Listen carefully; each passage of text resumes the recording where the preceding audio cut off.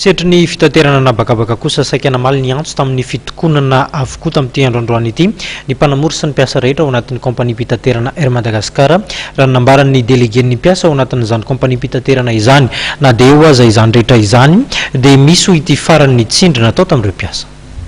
Misy ny tsindry ataon'ny fitondram-panjakana amin'ireo mpiasa maniry nandray anjara ny fitokonana hoy ny commandant Rado Rabarlal isan'ireo déléguen'ny mpiasa eo anivon'ny kompania Air Madagascar tamin'ity andro voalohany izay nanamboana ny fitokonana ity. Na izany aza dia manaraka ny fitokonana avokoa ny ankamaroan'ireo mpanamory sy ny mpiasa ary solitena avy amin'ny sendika 12 no tonga nanatrika ny fitokonana androany teny Ivato. Fa ny olana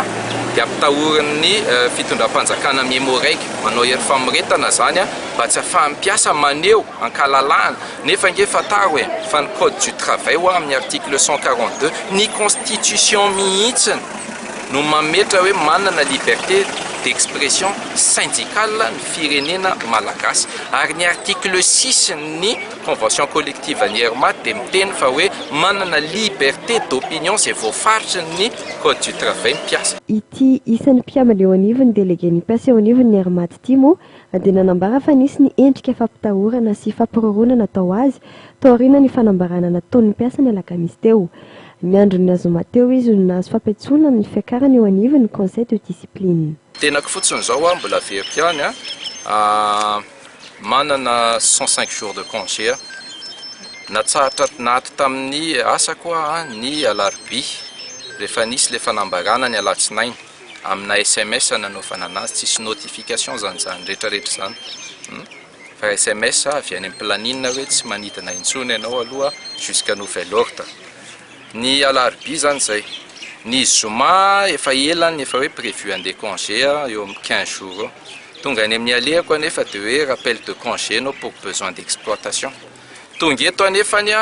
tsisy ininona akory anaty planine ko ary tsy nanidina akory hatramin'izao tsika miteny zao. Nahazo taratasy indray ny zoma maraina hoe raiso aty ny taratasinao convocation anao pour conseil de discipline en vue d'un licenciement. Zoma maraina io zoma hariva amin'ny telo atsony direction personnelle efa voarainao ve mail ny DP milaza fa aroso zao amin'ny telo sasany ny kodisinao ary za dia milaza hoe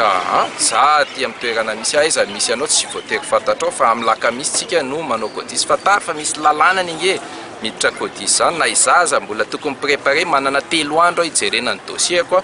miaraka amin'izay solitena na avocat io na izy io hijery dia amin'izay fotoana izay nefa dia nitsakitsahana fotsiny hoe amin'ny telo ve nao miantso hoe amin'ny telo sasany zao. Efa nisy ny fitorinana nataon'ny déléguen'ny mpiasa mikasika ny fandroahana mpiasa ampiasana fanararom-pahefana ary rapitsoariva no ampanatsoana eny Antsahavola izy ireo. Tsy manam-pikasana ny ampifandrenetsika ny mpiasa amin'ny raharaha politika ny mpitarika amin'ny fitokonana raha fanamarihana teto